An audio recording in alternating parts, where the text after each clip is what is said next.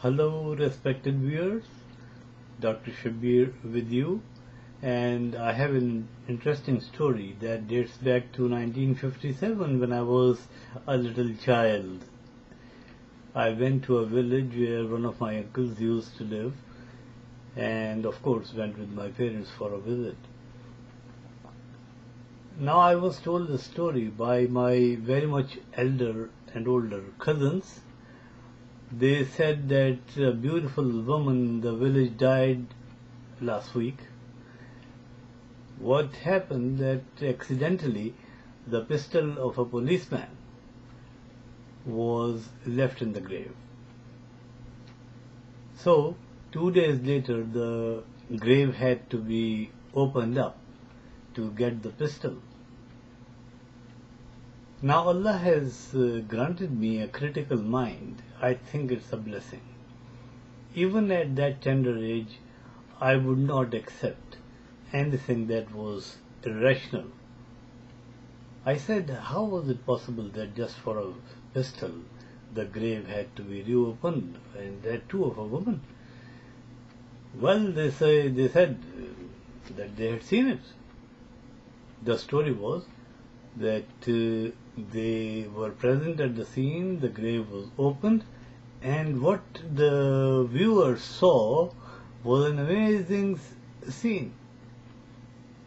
The poor woman they found sitting, nude, clothless, in the grave, and her hair, long hair, was tied to her toes. She was sitting up and screaming. She was receiving the doom of the grave because she used to style her hair. My word. I couldn't believe that, and I asked about the policeman, and I told my father, Dad, I want to meet that policeman to confirm this story. But no such policeman really existed in the village. My father was a very kind person, and he wanted to satisfy the curiosity of his children. He took me to the Imam Masjid of the village. The Imam said, "Oh, I was very much there, and I knew that as soon as the grave would be opened, we all would see that woman under punishment." And I saw it. She was naked, sitting up, with her long hair tied to her toes, and she was screaming and yelling. I was not satisfied. I wanted to question the Imam Sahib, but my father told me not to have argument with the elders, and especially with a man of knowledge. Okay. My cousins insisted on the story, and they even brought a friend as a witness. He said he had also seen the scenario. It was very fortunate for the curious mind of the little Shabir that I got hold of a newspaper the next day, a local newspaper, small one, and it had an announcement from the police department of that village, Pasrur, in district Sialkot. It said that there has been a rumor about a grave being opened just because a policeman's pistol had been left in the grave. No, we would never commit that atrocity. We are here to serve the citizens and not to create problems for them. Muslims forget that the Quran denies the doom of the grave. It is an Imamist, man-made concept, and there is a story behind it also. If I have time, I'll relate that story briefly.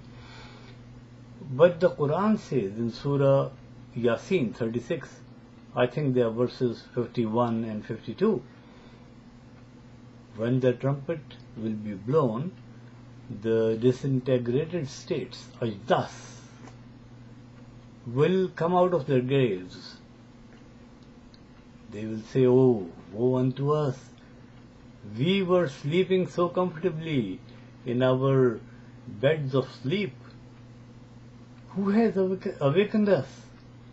Meaning that death is really a prolonged state of sleep since the day of death until the day of resurrection. So there is no question of doom of the grave. And how can there be any punishment before the day of judgment? God is not a tyrant. He won't punish people without judgment. Also, we find in the Quran many other forms of torments or dooms or punishments, like the azab al-jahim, azab al-hariq, azab al-jahannam, azab shadid. Many, more than 40 terms about the torment. But not once do you find the term doom of the grave or azab al-qabr. It is a man-made dogma. The moral of the story is that one of the biggest atrocities that we humans commit on fellow humans is we call the hearsay as having seen it. There's a common saying, seeing is believing. So many people are in the habit of relating something as seen while they have not seen it. And then, like an urban legend, these rumors, they catch hold of the masses and they spread like jungle fire. This is one thing we must guard against. The Quran forbids us to relate anything that we have not investigated personally. So when that news appeared in the newspaper, I took it to my cousins, and you can imagine the state of their embarrassment.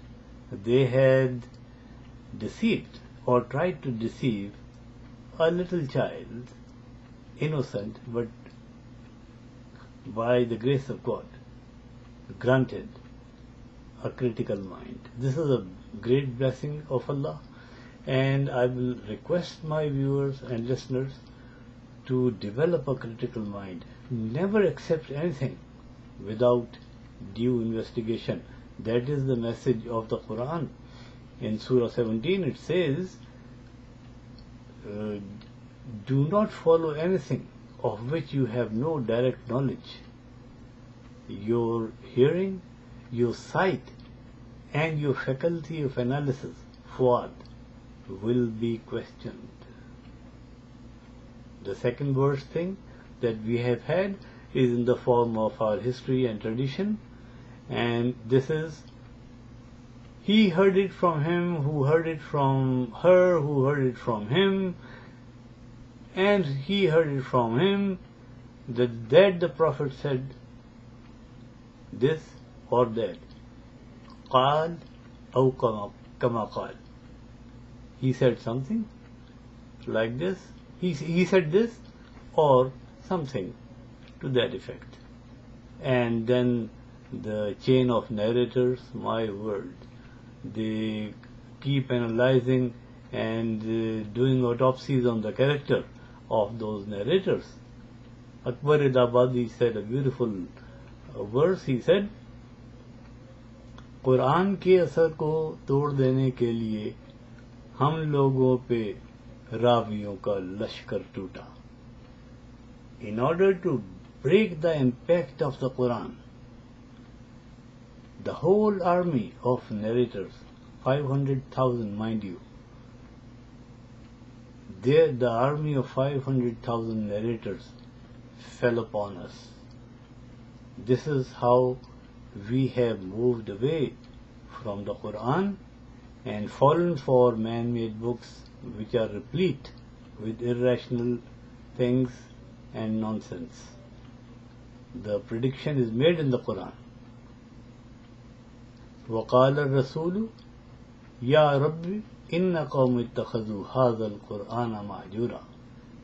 And the exalted Prophet will say, O my Rabb, O my Lord, this is my nation who had disabled this Quran, who had made it of no account. So, please remember, the sole authority on Islam is the Book of Allah, the Quran, and nothing else. Thank you. May God bless you